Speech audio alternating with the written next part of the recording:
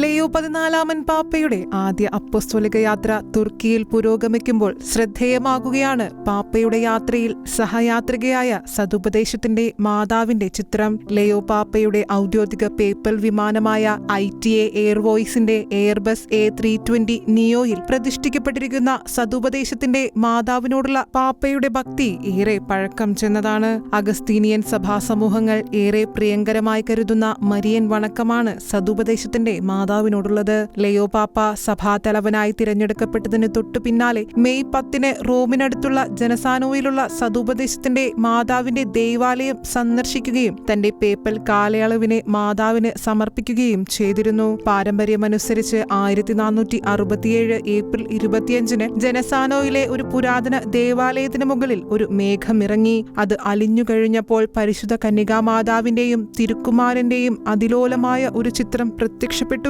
പ്രത്യക്ഷത്തിന് ശേഷം ദേവാലയത്തിൽ 160-ലധികം അത്ഭുതങ്ങളും രോഗശാന്തികളും പരിവർത്തനങ്ങളും രേഖപ്പെടുത്തിയെന്നും പറയപ്പെടുന്നു. രണ്ടാം ലോക മഹായുദ്ധ സമയത്ത് പള്ളിക്ക് സാരമായ കേടുപാടുകൾ സംഭവിച്ചുവെങ്കിലും ചിത്രം കേടുകൂടാതെ തുടർന്നു. ഇപ്പോൾ ദേവാലയത്തിന്റെ ഒരു വശത്തെ ചാപ്പലിൽ ഭക്ത്യാദരപൂർവ്വം മാതാവിന്റെ ഛായാചിത്രം വണങ്ങപ്പെടുന്നു.